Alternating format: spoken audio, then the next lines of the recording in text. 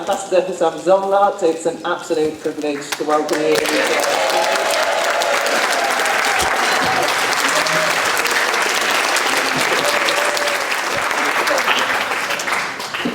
Thank you very much, Louise, and our friends, and I see many beloved friends here, PSC board, executives, members, delegates, our distinguished guests. It is an honor to be speaking to you today. It is a true privilege to be able to tell you here, in person, the extent to which you have my gratitude and the gratitude of the Palestinian people. Because as bleak, as appalling, and as indescribably inhumane the situation in Gaza is, as much as it has brought out the worst in our humanity, the worst in politicians, so-called leaders around the world, and in politicians more concerned with their personal ambitions than in standing up to a genocide.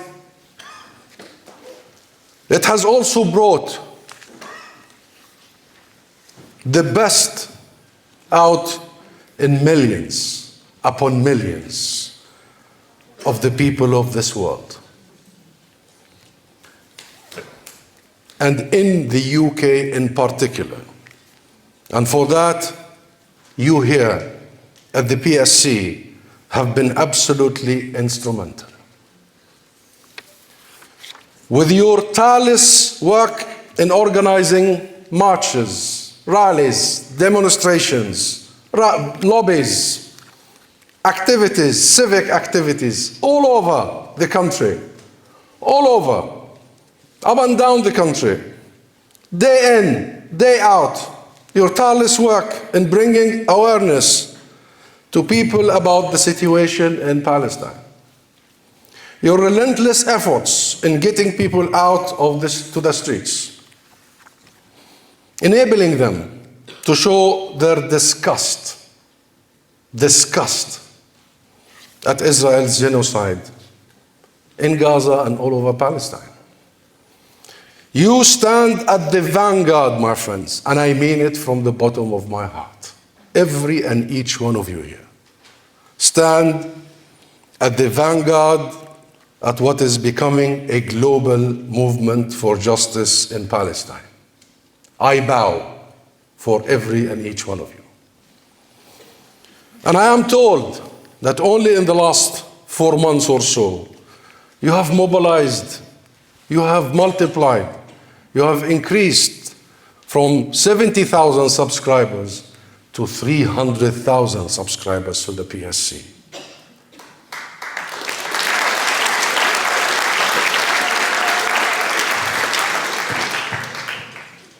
You now have 100 branches all over the UK. And only last week, you lobbied the Parliament for an immediate and permanent ceasefire.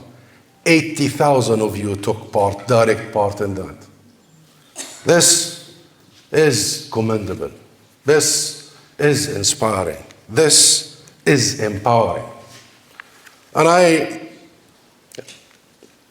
need to tell you that we really stand shoulder to shoulder with us, the Palestinian people. And I'll have to say today, Gaza is being destroyed.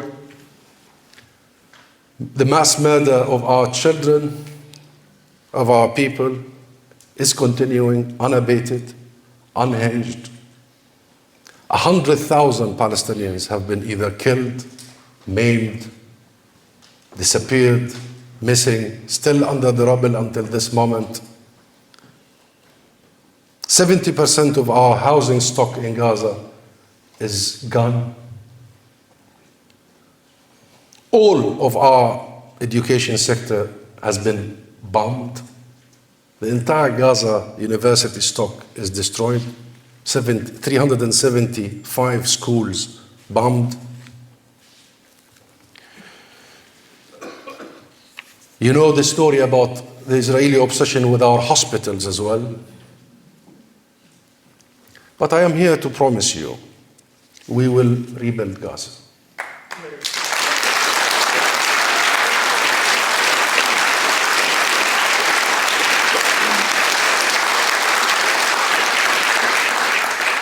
And we will not rebuild Gaza more beautiful, no, because Gaza was beautiful. We will build Gaza as it was, beautiful and resilient. We will build more schools, more universities, more hospitals, more houses. And guess what? We have experience with recovery. We have even experience with resurrection. We know how to survive. It's in our DNA. We've been through it before. This is not the first time we go through a genocide. This is not the first time we go through ethnic cleansing. I promise you, we will recover and we will rise. But we are not sure if the world will recover this. If every politician who has stood by will recover this, will recover the mass murder of children, the normalization of the mass destruction of schools and hospitals and universities and houses and infrastructure. But certainly recover we will, because we have gone through it many times. But this time, I want to tell you this. This time we are so determined, absolutely determined, as Palestinians, that it will be the last time. This will be the last time.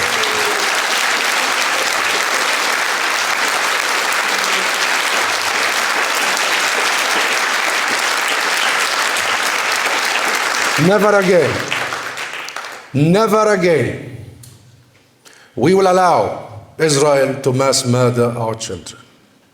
Never again, we will allow them to mass murder our innocent civilians. Never again, we will allow them to displace millions of us.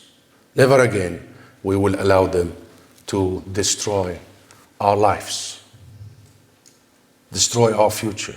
You think targeting the universities is arbitrary, indiscriminate bombing? It's designed because they know education is our lifeline. They know education is our future. They are not just after our past or present. They are after our future. So we are absolutely determined that this will be last time. No more. And I vow to you now, to all of you, we will never give up, my friends. We will never surrender. We will persist, steadfast, determined, undeterred, and uncowed, until liberation, until there is justice, until there is accountability. Everyone who committed these crimes will be brought back to justice. They will be behind bars, and their backers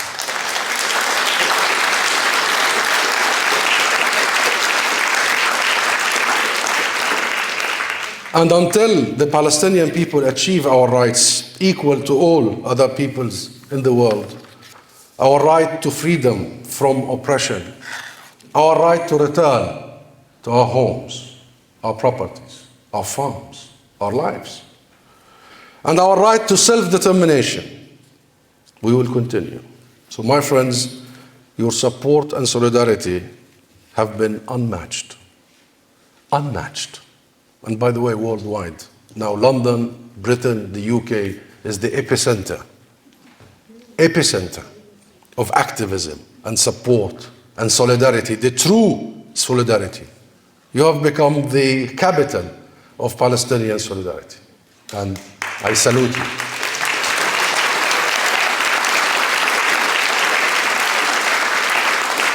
And just Just as history will note all those who have stood complicit with Israel's genocide, and we know them.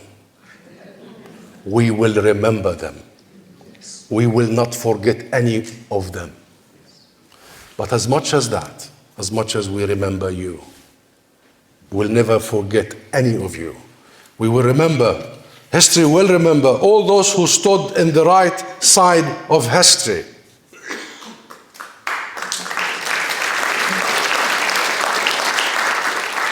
All those who sacrificed their time and their efforts, all those who never forget their humanity.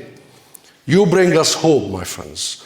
You provide comfort to the Palestinian people. You inspire confidence in us that there will be a better future in which justice is not a dirty word. Justice is not a dirty word, in which rights are upheld and not ignored, and in which criminals are held accountable and are not allowed to escape consequences because they have powerful friends. This is a struggle for justice in Palestine, but it is so much more. So much more. It is a struggle for a better, fairer world. It's a struggle for all of us, not just the Palestinian people. Because make no mistake, we are not in it alone. We are all in it. If Israel gets away with the mass murder of children and innocent people, if Israel gets away with changing the rules of wars, the normalization of new rules, who's next? Whose children are next? Whose mothers are next? Whose houses are next? Whose universities and hospitals and schools are next?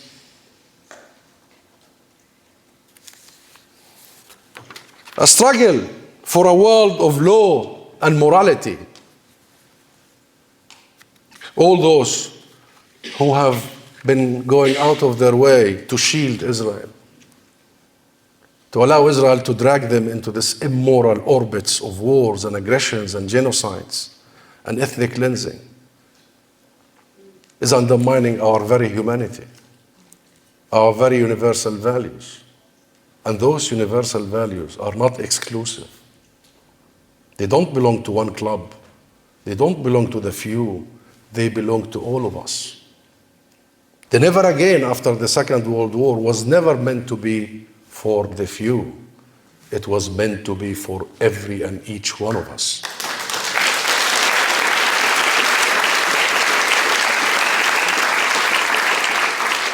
So it is a struggle. It is a struggle. It is a movement.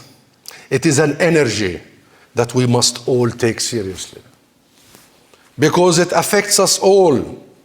And I am honored to be among you tonight, today particularly, in the Palestine Solidarity Campaign, AGM. I am proud to have walked alongside you so many times. Not only, my friends, you are on the right side of history, but you are making history. All of you are making history together with our people. And I vow to you all, we will, with patience, with determination, and with you, prevail. And we will go all the way for a free Palestine. Thank you very much.